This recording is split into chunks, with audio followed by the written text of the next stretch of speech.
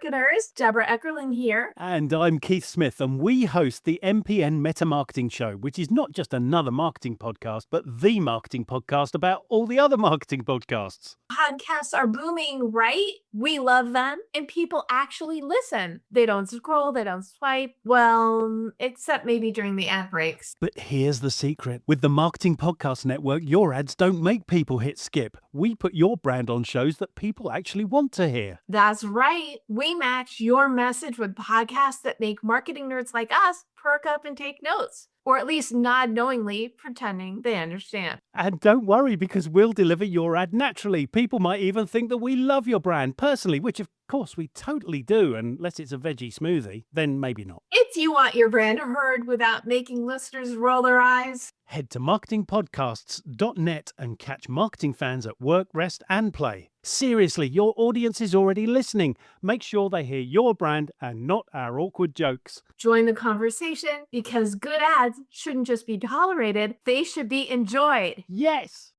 Hey, have you heard about Podcast On? This is a global podcast charity event where hosts dedicate one episode to a nonprofit they care about and release it together the same week. No fundraising, no fees, just powerful storytelling for good. Podcast On 2026 runs March 14th to March 20th. Join thousands of podcasters worldwide and use your voice for impact. It's free, it's simple, and it starts at podcaston.org.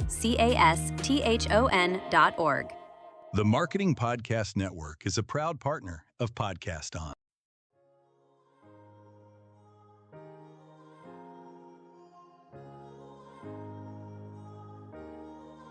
Welcome to Your Radiant Spirit, the podcast where art, energy, and inspiration come alive. Hosted by award-winning intuitive painter Heather Eck, synesthetic artist, chakra expert, and spiritual guide. This show invites you to explore the transformative power of color, creativity, and spiritual healing. Heather's unique gift of seeing color through energy fuels her stunning spirit portraits and chakra-aligned artworks, designed to bring healing and alignment to your life. Whether you're curious about the magic of chakras, looking to unlock your creative potential, or eager to connect with your radiant spirit, you're in the right place. Your radiant spirit is calling. Let's dive in. Welcome back to Your Radiant Spirit. I'm your host, Heather. I'm so excited today to introduce you to Aaron Marcus, the Actor Career Center. Aaron has been a full-time actor for 40 years with nearly 1,300 bookings. Perhaps you saw his scene with Tom Hanks being saved at the train station in the film A Man Called Otto. Aaron began his acting career in a small market with no connections or understanding of what he needed to do to succeed. He spent years doing things by trial and error. Aaron decided early in his career that if he ever had success, he would help others avoid the difficulties and mistakes he made breaking into the industry. And that is why he has given over 800 workshops spanning 3 continents. Aaron saves 5 days each month and has helped hundreds of actors and models succeed in the industry by sharing his information with his private virtual coaching sessions. And I'll share all that information in the show notes. But Aaron, I'm so happy to connect with you. Thank you for making the time to be here today. Absolutely. This is going to be a lot of fun. Yeah, I'm looking forward to hearing all about your story and how you got started and how you've made it to nearly 1,300 bookings. That's just a phenomenal number. So tell us about your beginning. Yeah, so look, I know a lot of people when they get started, they knew from a very early age they wanted to be an actor, they wanted to be a model, and that just wasn't the case for me. I've always done things kind of backwards. It was never planned out. So the shorter version was I dropped out of college because I started performing music with my brother. And we were songwriters, and we worked for 7 years, touring, doing lots of college concerts. We started working as an opening act. Things were going really well. And then my brother, who's a psychotherapist, decided he didn't like performing anymore. And he didn't like traveling, which is not really good for musicians. And so he gave me a year's notice to figure out what I wanted to do in life. And meanwhile, I wasn't, that young. I was in, late 20s. And now I've got to figure out, what do I do? Don't have a college degree. And so I started to explore. And I started looking into things that I thought were interesting to me. And I finally hit on physical therapy. I had spent 300 hours volunteering in an orthopedic hospital, and I was shadowing PTs, I was shadowing orthopedic surgeons, and I thought, this is what I want to do. So I was very nervous about this, but I went back to college and I started taking all the classes that I avoided all my life.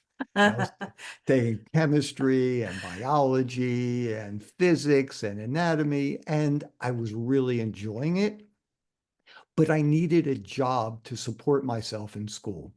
And it's funny how things just work out in life. And I don't know really how to explain it because I've had a lot of these experiences that I can't really explain, Uh-huh. but they just happened and they were life changing. I'm an actor. I didn't know anything about acting. And he did mostly TV commercials. And I said, so what do you do? And he was explaining the details. And I thought, that sounds like fun. That sounds like a great part-time job for me while I'm a full-time college student. It had all the prerequisites of what I wanted in a part-time job. I wanted something that was very flexible, something that wasn't very time consuming because I was a full-time college student. And so I started looking into this, and I actually started working as a part-time actor and a commercial model, which is modeling for real looking people, not fashion stuff, but the people you see in magazine ads and newspapers and billboards and stuff like that. And I was doing it part-time for 2 years while I was taking all my prerequisites for physical therapy school. So here I am about to apply to physical therapy school. I just got engaged. I'm going to get married in like 6 weeks. And I feel comfortable sharing this in this kind of setting because I think you guys would appreciate it. I actually started having dreams Oh. of being a very successful physical therapist. I was already making connections with orthopedic surgeons. They're saying, hey, in 2 years, you're out of school, or at least at that time, two years would have done it. Let me know. I'll start sending people because people liked me. They thought, I'd be good at this stuff. And I started having these dreams of being a very successful physical therapist and being bored with my life. And the acting and the commercial modeling work, it was very exciting to me. When I would talk about it, I would just have this energy. And I thought, I don't want to do this to myself. It was not an easy decision to make. Mhm. I certainly didn't have family connections. There wasn't family support. Here, everybody thought I was going to potentially, assuming I got into physical therapy school, which I probably would have, I was going to be a physical therapist. And now I'm going to be an actor. Like, what are you, crazy? And that's what I decided to do. And the way that I set it up was I was going to give myself 1 year to do it full time just to see what it was like. Could I handle the uncertainty of not having a steady paycheck? Which I thought I could handle because I was a musician for 7 years, and Mhm. that's not a guaranteed income either. Right. But so that part I thought I could handle. The other parts, would I like the work? Doing something part-time, almost like kind of like a hobby, is very different than pursuing it on a full-time basis. Mhm. That I needed to check out. And also, could I get work? Now, I was getting some work, while I was a student, but could I do enough to make a living? So, once again, I do things very differently in my life. I'm not saying it's the right way, it's just the way that I do things. I didn't have a plan. I didn't say, okay, at the end of the year, I need to have, this many auditions, this many bookings. I need to earn this amount of money. And I know people, and in some ways I feel jealous, people who can really plan out their life. It just doesn't work that way. My brain just Ah. doesn't work that way. And after a year, I just thought, I love doing this. And that's been 40, like a little over 40 years now. So I know it's a long-winded story, but it's different than most people who at a young age, they know this is what they want to do. They Yeah. end up going to a theater program in college, and they've done millions of plays all throughout their life. So I did things a little backwards, but yeah, that's my story. Wow. Thank you for sharing all of that. I do think it's funny that you had I would think the opposite when people who are working actively towards building their careers are trying to focus their attention on auditioning and getting the roles and then doing a part-time job like waiting tables or doing yours was the complete opposite of that. But I'm curious because you mentioned that this wasn't an interest of yours as a kid. So what were you interested in as a kid? What were your curiosities in when you were little? I wanted to play baseball. Oh. I was a really good ball player too. I was on all-star teams and we traveled and stuff, and I was really good. And I don't know what happened. I was in high school and I was a freshman. In my high school, you started in ninth grade, and I played on the baseball team in ninth grade. And we won the state championship. And all I have to say, I didn't play very much. Mhm. Other guys, they were a lot older. I was pretty young, and they were better than me. Next year, go out for the team, and I don't know what happened. It's like you had to audition to get onto the team, which you have tryouts. Mhm. And for some reason, I was up at bat. I just wasn't hitting well, and I didn't make the team. I was Mm. shocked. I go to the board and I'm looking at all the, I didn't make the team. And I just started to lose interest. Mm. And I tried to be a hippie at that time period. I wasn't really good at it though. My hair was long and stuff. I don't know. I just didn't really quite fit in with that. And so I just started to kind of lose my interest there. And then music started to happen for me. And actually, you know what? Normally, I would never tell this kind of story, but once again, this feels like the right place to do it. And I mentioned before, like all these little things started happening that I can't Uh-huh. explain. And I remember once, so my brother started playing guitar, and he kind of taught me what he was learning, and I was really good at it.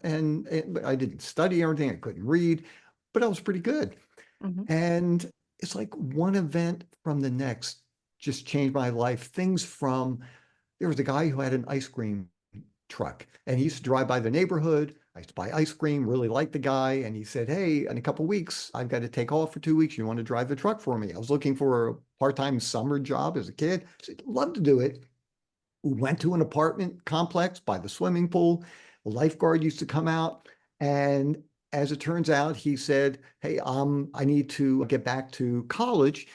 Do you want to be a lifeguard?" Because I had a certificate. I said, "Yeah." As it turns out, he was a classical guitarist, and he was studying at a place called Peabody Conservatory in Baltimore. It's a world-renowned music conservatory.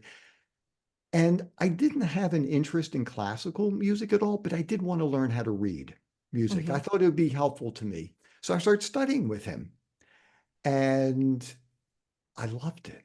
And then Huh. from there, I switched colleges and I went to a school that had a big music program. And I spent 2 years there studying music.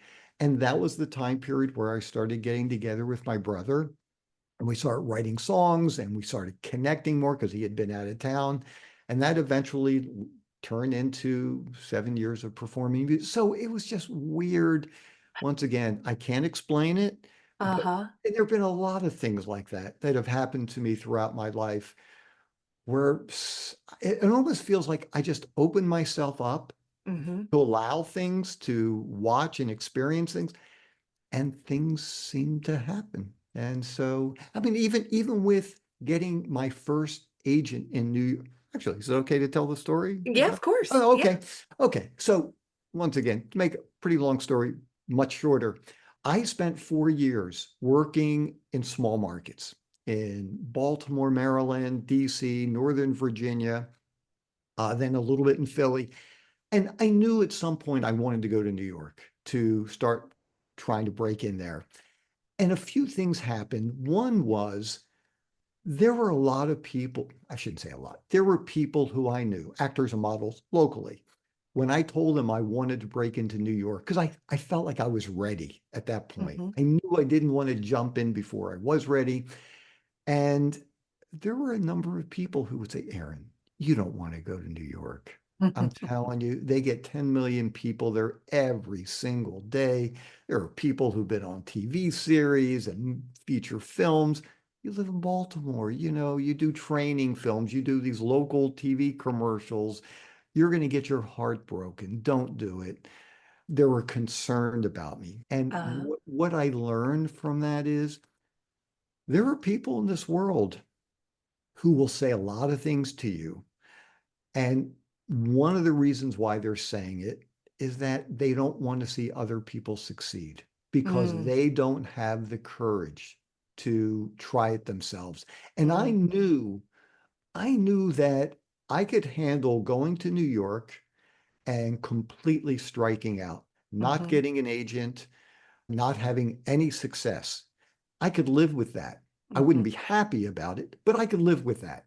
What I couldn't live with was not trying it because mm, then I knew it would haunt me for the rest of my life. So the story that I was going to tell that was connected, I'm on the train because I had a connection with someone who worked at the William Morris Agency, mhm, big, big worldwide agency. And I'd sent her my headshot, my resume, and she said, yeah, hey, let's talk. And I'm thinking, this is unbelievable. I'm going to have a meeting with somebody at William Morris, my first trip up to New York, and went to her office. She was very nice. She's looking at my resume again. And she said, wait a minute, 410, where is that? I said, oh, that's in Baltimore, Maryland. She said, well, so when did you move to New York? I said, oh, no, I never moved to New York. She said, wait a minute, you don't live here? I said, no. I mean, it was on my resume. And she said, I'm really sorry. I can't work with you. You have to live here. So I was pretty devastated after doing this. But what I forgot to mention was on my way to New York, I saw a guy who walked past me and I looked at him and I'm watching the guy. I said, I did a modeling job with this guy like 2 weeks ago. And I remember I was talking to him and he told me that he lived in Delaware and he was working in Washington, D.C. And for me, once again, that's a big thing to work in another state. uh-huh. And I thought that was incredible. And I thought, should I talk to this guy? I don't know. It might be a little weird. And I decided at some point I want to go talk to him. So I'm going from car to car to car. And I find the guy and I said, hi. I said, you're a model, right? He goes, yeah. I said, hi, my name's Aaron Marcus. We worked together in Washington a couple of weeks ago for this particular. He goes, oh, yeah, I remember you. How are you? I said, good. I said, and he said, what are you doing? I said, well, I'm on my way to New York. And I told him about meeting an agent and I showed him my portfolio because he asked. And he said, look, if for any reason something doesn't work out, here's the name and number of my agent in New York. It's a really good agency. I said, okay, yeah, I'll take it, sure. So once things didn't pan out at William Morris, I thought, well, I'm here. I might as well get in touch. And I called the agent, this woman, Eileen, and she said, yeah, Tony said you might be calling me. And I went over to visit and I met with her. She looked at my stuff. She said, hey, I really like it. She said, I'm concerned because you don't live here. I said, Mm, no, I've been here, been hearing that recently. I mhm, said, let me just tell you, I will be there for any audition. They call them go-sees for commercial modeling. I will be there anytime I'm not booked out. You can trust me. And I said, I promise you. And because that was her concern. She said, people, yeah. they promise and I'm telling you, I will do it. And that changed my life. It was the best commercial modeling agency in New York. I worked a tremendous amount up there. And yeah, I worked with them until they closed shop. And so once again, I just happened to meet this guy on the train. I never would have known about these people. So it's Mhm. just funny how things can work out in life. Oh, I love that. I love that story. It makes me think of this book I read a few years ago. It's called The Surrender Experiment. Have you heard of this? No, it sounds interesting though. It's really good. It's by this author named Michael Singer. And he talks about this time in his life where he just decided he was going to say yes to whatever came his way. And so it reminded me of you. Do you want to drive this truck? Yes. You want to be a lifeguard? Yes. Do I want to go say hi to the guy on the train? Yes. Yeah. I And love that. and it's so funny because sometimes people will say, oh, it's just all about who you know in this world. That's how this person got this job. And I have a different philosophy. My philosophy is who knows you, not who you Mm, know. And not only who knows you, but you also have to be in a place where you are prepared so mm-hmm, that if something could happen, you're ready to handle it. Because you can know the head of a studio and they are producing, 10 million, Marvel films. If you don't have the talent and the skills, they're not going to bring you in as an actor because, oh, yeah, he's a really nice guy. They're not going to ruin their reputation or potentially their film by having people who aren't qualified to work there. So, I always tell people you've got to make sure you are 100% ready to handle anything and get yourself out there and make sure that people know who you are. mm-hmm, absolutely. I think especially too, I know for me as an artist, that's 100% right. It's who knows you. And the thing that is so interesting about this career, I think that we're both in as artists, is that it's a bit of a roller coaster ride. You have some days where, you're up and you're, woo, this is awesome. And then some days where that climb just feels so scary and so intimidating. But little steps each day to help get visibility, to get your name out there so people do know you and they recognize you and then they start to think of you, oh, I know this guy, or oh, I know this artist, or what have you. It's worth all the effort. It's worth Yeah, all but the effort. and I love that idea because even the low points, that is part of the journey. I mean, Hmm. can you imagine like the people, and I remember, and I can't remember the person's name, who was cast in the pilot. I think it might have been for Friends, or it was some other really big hit show. So for the pilot, that's when, the production company, they will essentially produce a sample, 30-minute Hmm. sample. They try to get it picked up. And for whatever reason, the person was in the pilot and they released him. And then they replaced that character. And then the show goes on to be this huge, tremendous, hit. Can you imagine that person, what they are thinking? I could have been Hmm. on the show. And though, yeah, there are highs and lows, Yeah. and that's just part of the industry. And one of the things that I also like sharing with people, and this took me years to figure out, you can't take anything personally in this Mm. business. And that's true for any business. You know, essentially, as an actor, I'm a salesperson. That's what I do. That's my actual job. When I'm on a set and working, that's vacation. But the sales part is the job itself, and we're knocking on doors Yeah. and we are auditioning. But the difference is if I'm selling a, I don't know, a Mac computer, and I knock on your door and I say, hey, I just want to introduce you. There's a great MacBook Pro laptop. And you might say, well, you know what? I really like PCs, but thank you. I really appreciate it. And then I go, okay, I get it. I understand it. And then you move on to the next house. Yeah. For us, if you go to an interview for a job or as an actor, we are auditioning for something and you don't get it, essentially they're saying, I don't want you. It's not the Hmm. Mac computer, it's you who I don't want. Yeah. And it's very easy to take it personally, to think Hmm. I'm not any good, people don't like me, I have no talent. And the fact of the matter is, I know we were talking about this before we started, you have to do so many auditions and you have to knock on so many doors before things hit. And yes, sometimes you will hear about somebody who's walking down the street and they get discovered and they are an overnight sensation, or they're on a reality show, The Voice or something, and all of a sudden they just blow up and stuff. Yeah, those things can happen. It is so rare. And in the for the point of the reality show, there's just kind of my theory.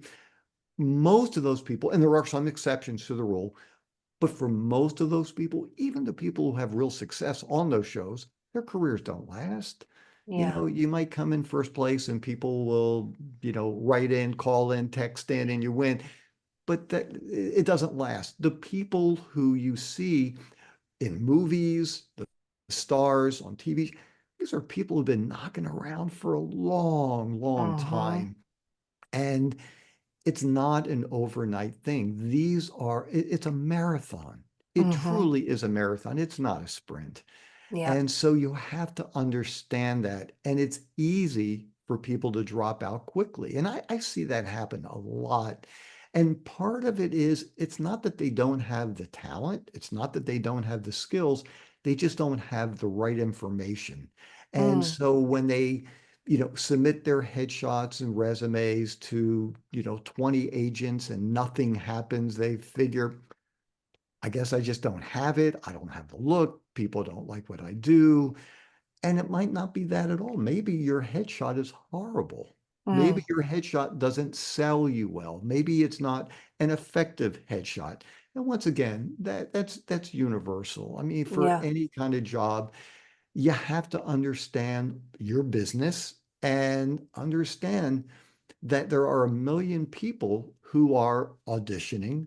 Like I know somebody who's trying to get a job with a production company, and he went to have an interview. It was one of the bigger production companies in the world, and for one slot, they were seeing 13,000 people, and they wanted people who already had a lot of experience with productions with a large production company.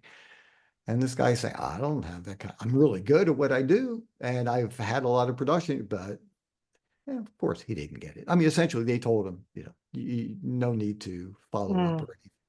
And so, it's nothing personal. The guy's really Yep. good. He's very talented, and I'm sure he will find something. But it's easy for people to drop out quickly, Yeah.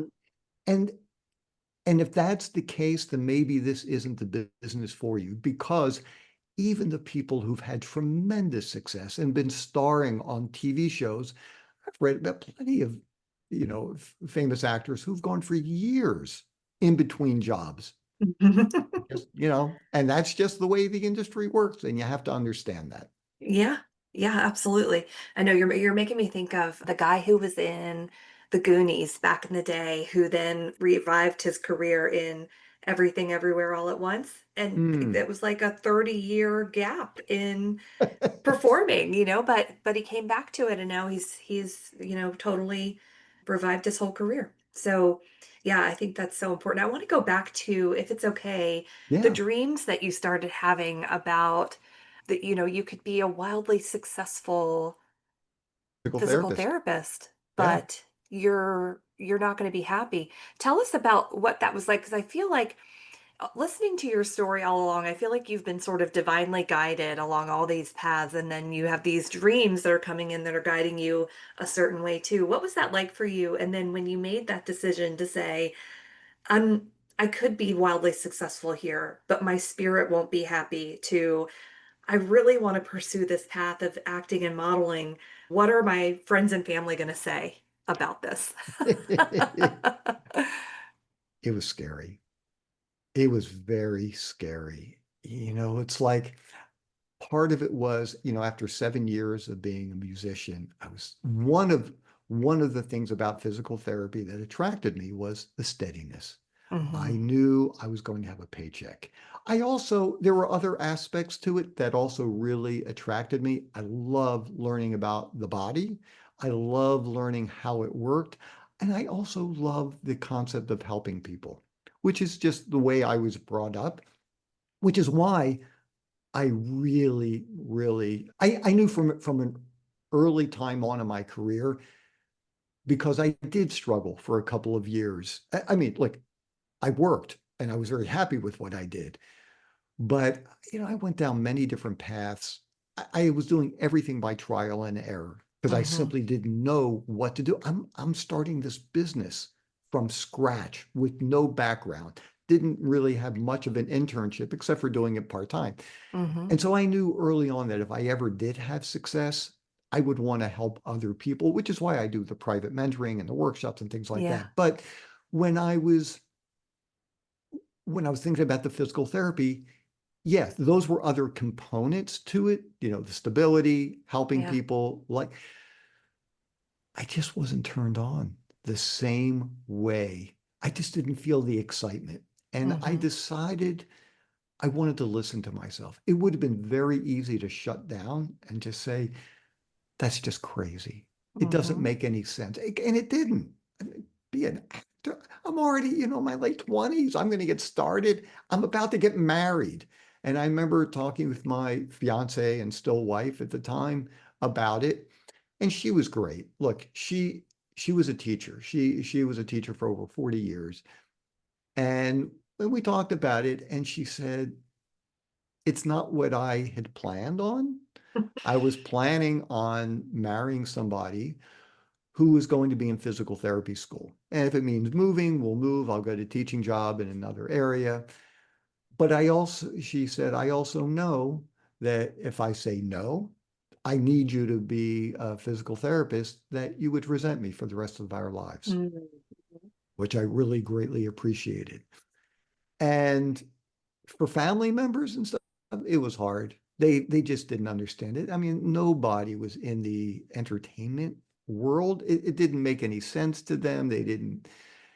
It's like, get a college education, get a degree, become, you know, somebody in the medical field. I mean, that's what was right for them. So it's not that they were negative, they just didn't get it. And Yeah. I mean, I didn't need their support. I was already, an adult, and I wasn't looking for support from them. Yeah. But yeah, people didn't get it. So it was a really hard decision. But dropping out of college and being a musician for 7 years wasn't an easy decision either. But that was easier because my brother said to me, "Hey, you want to do music? You want to start doing music full time?" I said, "Yeah." Yeah. So that was much easier. I had, a support there with my brother, so that made it much easier than doing this independently. And I didn't even know, except for that one guy who I met, and it's not like he even stayed in the area. I was completely on my own. So I Yeah. felt very isolated. And once again, I just had to just kind of follow my heart, my brain. Does this seem right to me? And there were some things that just didn't. At the time, I thought they were right. It didn't lead me into a place where I needed to go to. But once again, I learned from it, Yeah. which was invaluable to me. And so, and unfortunately, like in many businesses, there are scams out there. And some of these people are really good. They're very talented, and they know, especially in our world, they know what to say to you. They know how to push your button. They know the words, the lingo, how to threaten you and to say, hey, if you don't sign this contract today and pay me a couple $1,000s, you're never going to work in this industry. Mhm. And people just don't know enough about the industry to understand how things really work. And you kind of get squeezed into doing it. And it's, Yeah.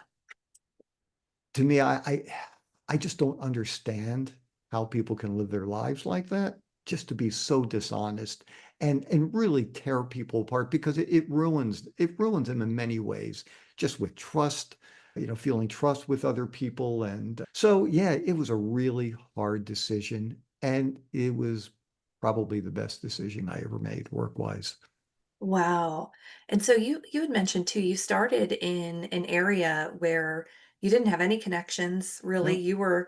You were starting from scratch. So what was that like for you when you initially began? What were some of like the mistakes that you made along the way that now you've built a business around helping people avoid? Yeah. Well, even from like the first time I met an agent, and I'll never forget, it was a local agent, and I went in there, and they used to have something called open calls. They don't do that stuff anymore, where it could be once a week, it could be twice a week, it could be once a month, a couple times a year, where people could just set up an appointment, come in, and you talk with the agents about representation. And I met with this woman, and she said, do what kind of experience have you had? What TV shows have you done? Commercials, blah, blah, blah.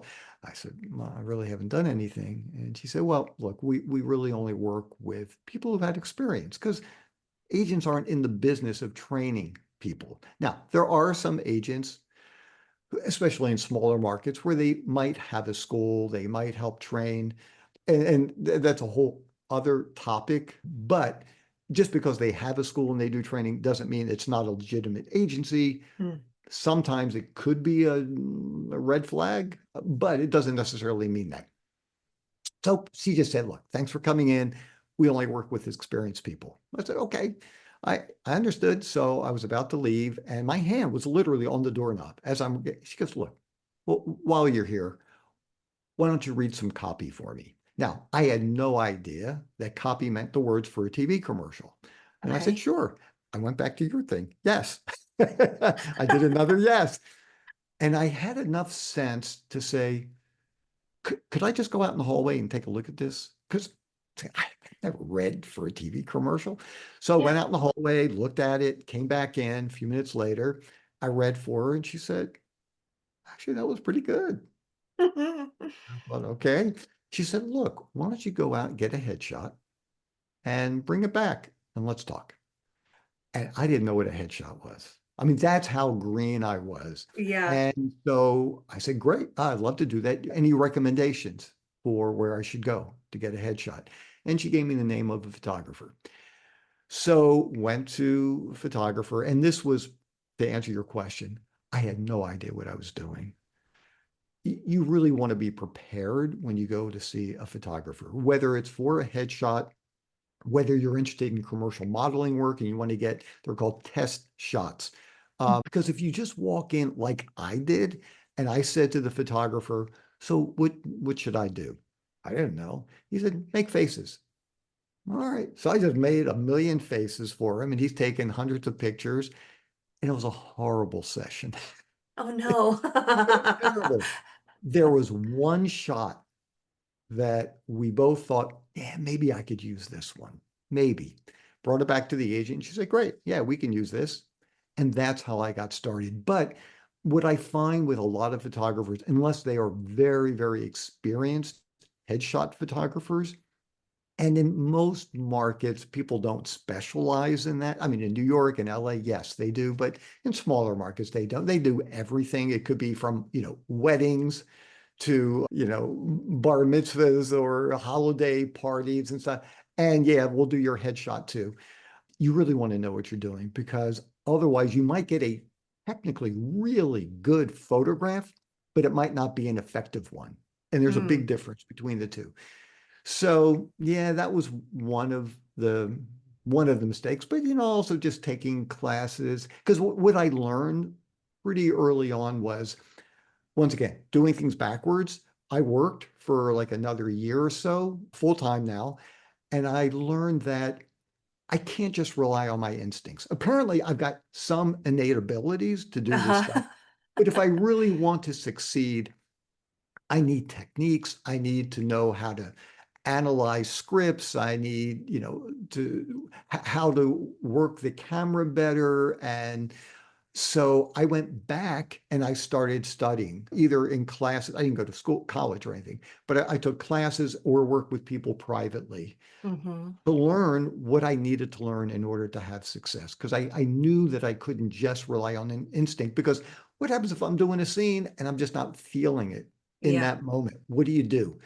So once again, not the way that I recommend people to get started in the industry. After working in the industry for a while, go back and learn how to do it.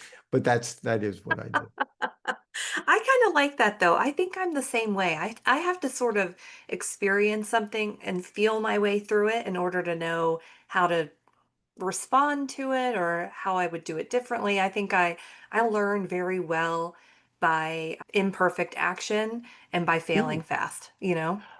I imperfect action. I like that a lot. Yeah. Yeah. I think a lot of actors probably have to do that too. You have to feel your way into a scene. You have to feel your way into, well, does this feel right? Or I also think there's something really powerful about the work that you do too, because you really have to tune into your own emotional body about certain scenes. Like you did, I mean, that memorable scene from the movie that you were in, A Oh, Man Man Called Called Otto. Otto. Yeah.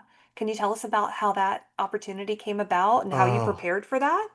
yeah, that was that was a really, really fun experience. And getting a chance to work with Tom Hanks was really incredible. I can't And he, imagine. sometimes you meet people who have a certain persona that you see in, films, and you meet them in person and it's just not reality.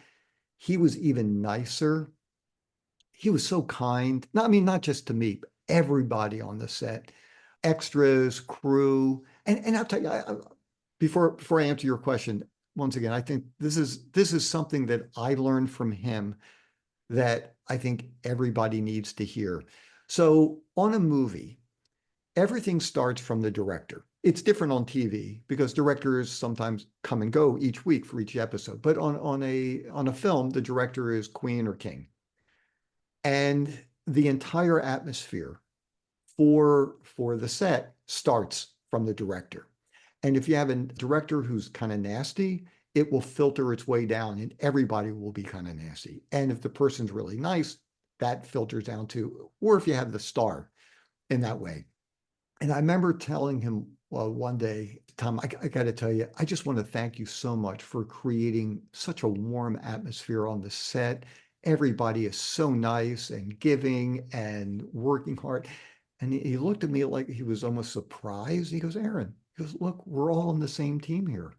We all have one goal of making something great. And I thought, yeah, he's right. And I remember in the scene when I fall off a train, I don't think I'm going to ruin it for anybody because you should have seen the movie already. It's already been out for a little while. But when I fell off of a train platform onto the metal tracks, it was cold. And they created snow. I mean, it was cold, but it didn't snow that day. So they created snow. So my body is sitting in snow. My face is on its, on the side of my face. I'm sitting on these metal tracks. It's freezing. And I didn't care because I kept hearing Tom Hanks's voice in my head. Hey, we're all here just to make something great. And I said, yeah, this is what you do to make something great. And it was just really phenomenal. So the way the thing came about was I auditioned and booked the role. And when I got hired, they said, you're going to have a stunt double because I'm not a stunt actor and you fall off a train platform onto the tracks as a train is coming at you. And they had a stunt double and I talked with this guy. This guy was great. He's been in a million projects and I was standing behind the camera because I wanted to watch him work and he was really good. It looked so natural. And later in the day, the director said, hey, would you mind giving that? Would you be comfortable trying that yourself? I said, yeah. I did the yes again. I tell you, what you said, it's magical. And because I never really thought about it in that way. And I said, yeah, sure. And so I quickly met with the stunt supervisor because I don't know what I'm doing. I don't want to get paralyzed. I mean, you could really, really get seriously hurt here. Yeah. And met with the guy. He was great. We went over exactly what to do, what not to do. Like, don't fall forward because you're going to break your neck. And so, and then I spoke with some of the stunt actors and they were helping me along and wound up doing the stunt twice. And they also used my stunt. And I know why. It just continuity wise, it made more sense to see me walk out and then fall. If they had used the stunt double, they would have had to get his back so it made sense for that to take place. But it was a great experience. And I really love doing that. Amazing. So of the almost 1,300 bookings, would that be the most memorable? It's a funny thing for me. And once again, maybe this is just the way I run my business. Look, yeah, it was incredibly memorable. I love the experience. Yeah. I just love to work because sometimes people say, well, what's your, most favorite job? And honestly, I love working. And I realize how difficult it is to get. Well, first of all, it's just really difficult to get an audition. People don't understand that. So for me, getting the audition is winning. Booking the job, certainly my audition, I have complete control over.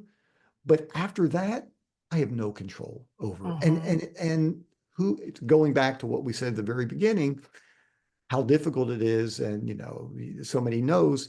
There are so many factors that go into getting a job and not getting a job that are not necessarily based on your audition at all.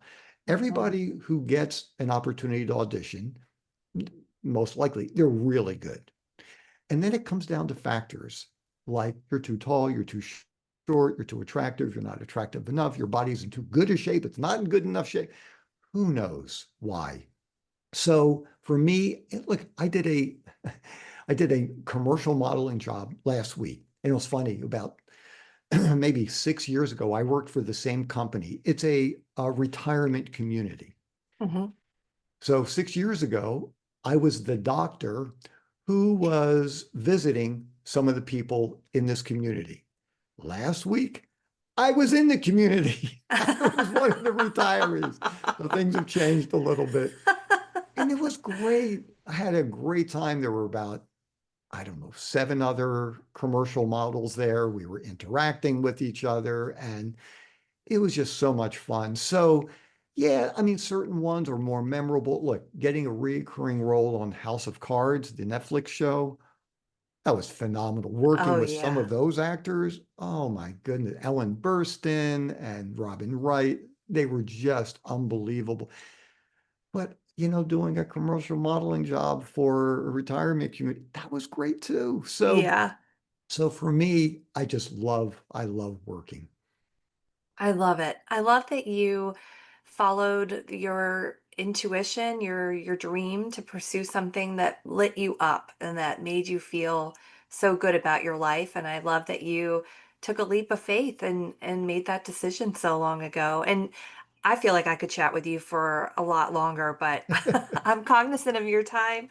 But you have some really incredible programs that you offer for people who are interested in pursuing this path. So tell us about that and where can people find you?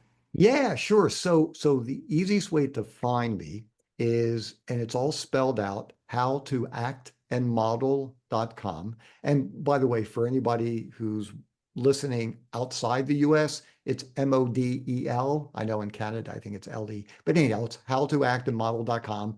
There's a contact tab. If you ever have a question for me, I'm really good at getting back in touch with people. Just click on that. You can reach me. Yeah, and you can learn about my private mentoring right from the website. You can also learn about, I have a really helpful, it's a library on YouTube. It's the Acting and Modeling Quick Tips channel. Just click on the YouTube icon there. You will have free access to over 500 industry quick tip videos. I try to create them every week. So subscribe there. And when you are on the website, you can get onto my mailing list. It's all free. And if you sign up, I will also send you a bonus video. It's 6 secrets for mastering home auditions, which a lot of people, whether you're an actor or not, you should learn about doing, just so you can, even if you have a business call on Zoom, make sure that your lighting is good, the sound is good. It's the same information. And I have a book, How to Become a Successful Actor and Model. You'll find that right there or on Amazon. And the last thing is, I do have the Actor Career Program, which is really, really good. And you can read about that at howtoactandmodel.com as well. Oh, and you Amazing. can follow me on Instagram. It's just Aaron R. Marcus. My middle name is Robert. So it's Aaron R. Marcus. Same thing for X or Twitter and LinkedIn. Fabulous. And I will put all of this information in the show notes so that people can find you. And I just want to say thank you again so much for making the time to chat today. I've loved hearing all about your story. And one last question I want to get in the habit of asking all my guests too is, if you could tell somebody something to help them live a more radiant life today, what would it be? Yeah, wow. That's a great question. Well, learning from you, say yes. and and also listen to yourself, Hmm. because if something feels right to you, it probably is. And if something doesn't feel quite right to you, it probably isn't. Mhm. So trust yourself, because our bodies and our mind and our spirit, it's really good at being pretty accurate with things. So trust yourself. Oh, that's perfect. Wonderful, wonderful advice. Thank you so much, Erin. Oh, this was great. Thank you so much for having me. Love to come back anytime.